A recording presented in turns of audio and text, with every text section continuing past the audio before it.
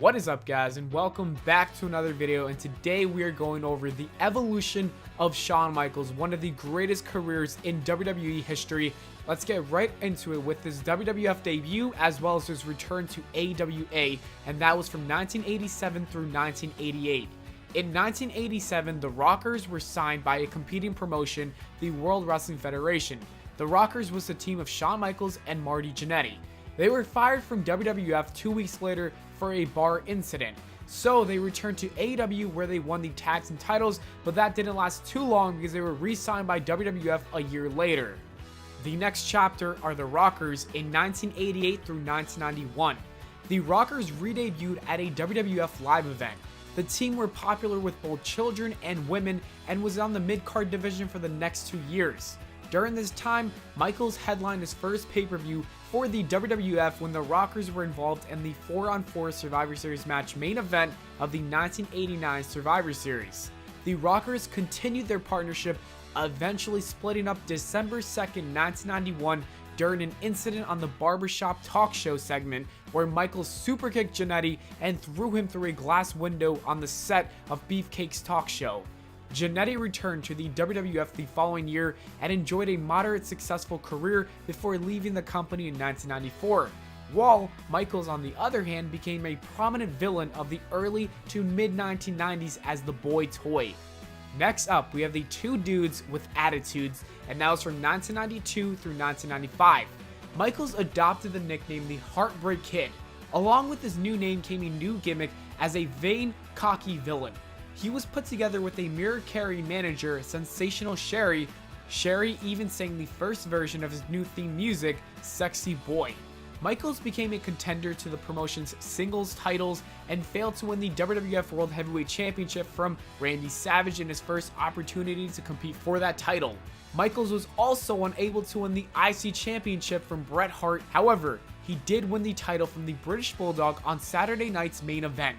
During this time, Michaels and Sherry split up and he engaged himself in a feud with the former tag team partner, Marty Jannetty.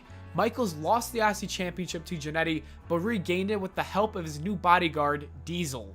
In 1994, Michaels entered a rivalry with Razor Ramon, who won the Intercontinental Championship, which had been vacated during Michaels' suspension.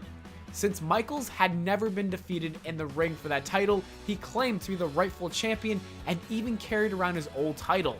This feud culminated in a ladder match between the two at WrestleMania 10. Michaels lost the match, which featured both him and Razor's championship belts suspended above the ladder in the ring. This match was voted by fans as Match of the Year by PWI. It also received a 5-star rating from Dave Meltzer. Michaels and Diesel captured the tag team championships from the Head Shrinkers. The next day at SummerSlam, Diesel lost the IC Championship to Ramon, and when Michaels accidentally superkicked Diesel. This triggered a split between Michaels and Diesel and a storyline that was drawn out until Survivor Series. Michaels went on to win the Royal Rumble in 1995, which set up a championship grudge match at WrestleMania 11 against Diesel.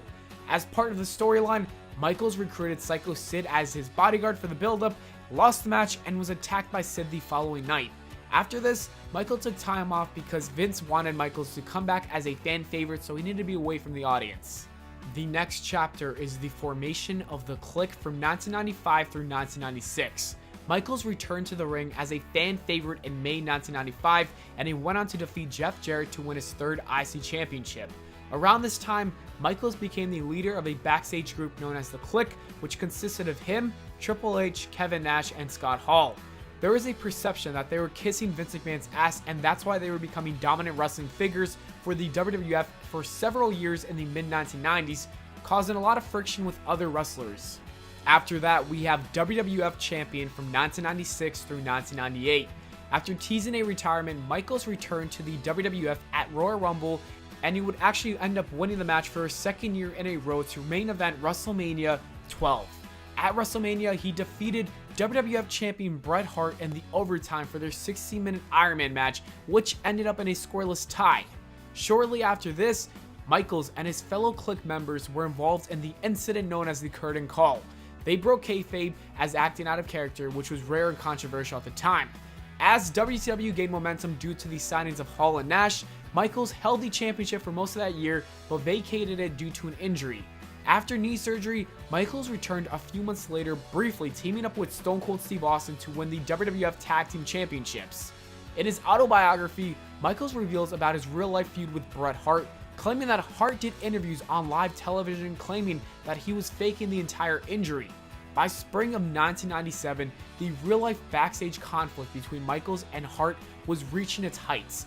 Both men were going on TV and frequently making personal true-to-heart remarks about one another. Michaels briefly left the company in June of that year after a real backstage fight with Bret Hart just hours before a Raw show. Michaels eventually returned that summer in July. At SummerSlam, Michaels officiated the WWF World Heavyweight Championship match between The Undertaker and Bret Hart. The match ended in controversial fashion, with Shawn Michaels accidentally hitting Undertaker with a chair. He was then forced to award the championship to his nemesis, Bret Hart. At In Your House Bad Blood, Michaels defeated Undertaker in the first Hell in a Cell match. The match received a 5-star rating from Dave Meltzer. In the fall, Michaels joined forces with real-life friend Hunter Hearst Helmsley to form D-Generation X. Shawn Michaels continued his feud with Bret Hart and the Hart Foundation. The feud with the Hart Foundation culminated in a championship match at Survivor Series in November 1997 against Bret Hart. Michaels came out of this match and everyone was calling it the Montreal Screwjob because Vince McMahon screwed over Bret Hart. Now we have his first retirement from 1998 through 2002. At the 1998 Royal Rumble, in a casket match against The Undertaker, Michaels took a back body drop to the outside of the ring and he hit his lower back on the casket, causing him to herniate 2 discs and crush one completely.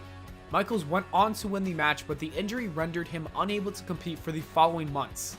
This even forced him into retirement a night after losing the WWF World Heavyweight Championship to Stone Cold Steve Austin at WrestleMania 14.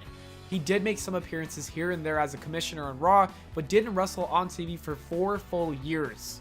But shortly after that, he would return and feud with Triple H from 2002 through 2004.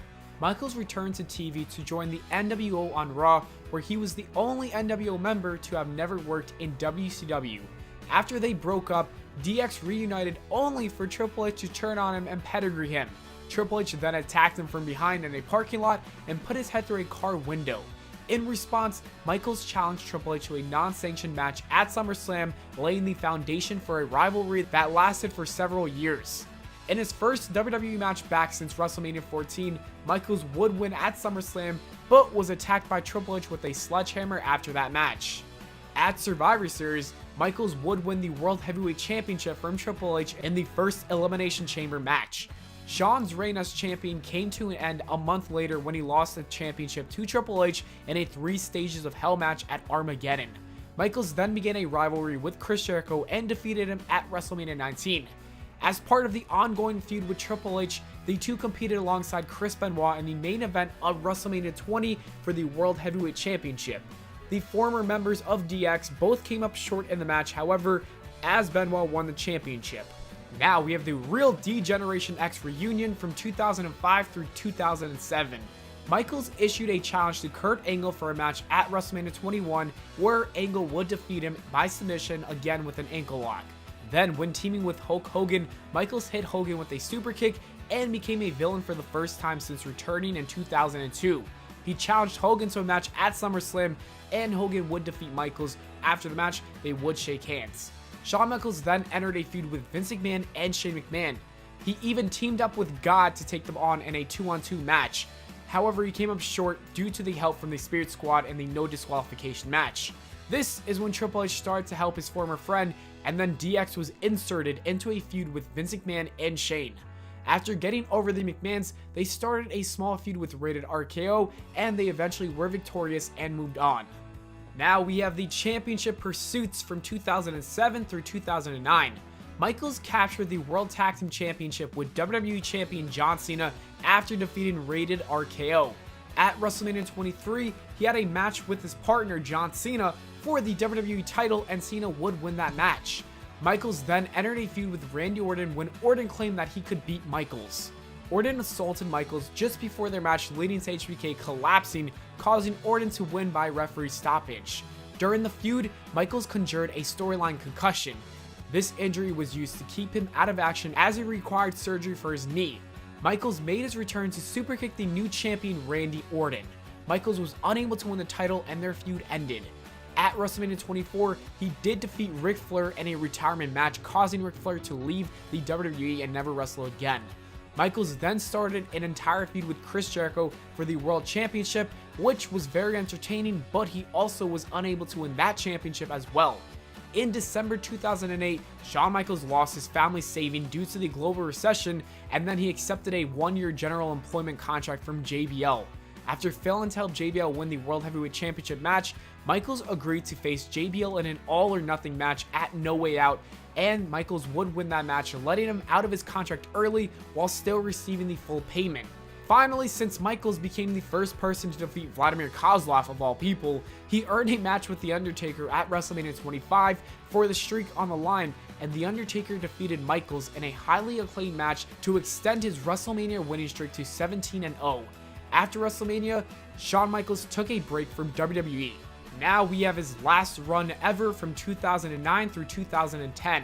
Shawn Michaels would return to WWE programming to reform DX and feud with Legacy. They even defeated Chris Jericho and The Big Show to win the unified WWE Tag Team Championship belts. On an episode of Raw, Shawn and Bret Hart buried the hatchet as they shook hands and hugged it out. At the Elimination Chamber pay-per-view, Shawn Michaels cost The Undertaker the World Heavyweight Championship match in the main event, setting up a rematch with the Deadman at WrestleMania 26, but this time Michaels put his career on the line and he would lose to The Undertaker. The following night, Michaels gave an emotional farewell speech, departing with the familiar sentence, "Shawn Michaels has left the building." In an interview with Bill Simmons of ESPN.com shortly after his retirement, he stated that his decision to retire came a month before WrestleMania 25 when a backstage employee asked about his son Cameron, and in response to Shawn telling the employee that he just turned 9, the employee said that he was halfway gone, meaning that he was halfway to his 18th birthday and after that he'd be gone. The statement affected Shawn Michaels so deeply that he did not want to be absent when his son left home, so he decided that that year would be his last year as an active wrestler. And now the last chapter of his career is him as a Hall of Famer from 2010 through present time. After his retirement, he became a 2-time Hall of Famer and made several appearances on Raw and pay-per-views. He was even involved in a feud with Brock Lesnar for Triple H's sake, and also the referee of The Undertaker vs Triple H at WrestleMania 28. Since then, Michaels has just shown up to Sweet Chin Music some people here and there, and that's pretty much it. He did make his return to the ring when teaming with Triple H to take on The Undertaker and Kane at Crown Jewel in Saudi Arabia, but it was clearly a terrible match and they got paid a lot of dollars. It kind of ruined his perfect retirement, but we just try to repress that memory. And that is the evolution of Shawn Michaels. And that is it for the video, guys. Thank you so much for watching. I hope y'all enjoyed. If you did, please make sure to leave a like and subscribe for more. Make sure to follow me on Twitter at Valenplana, and I'll see you all on the next video. And I got this soul.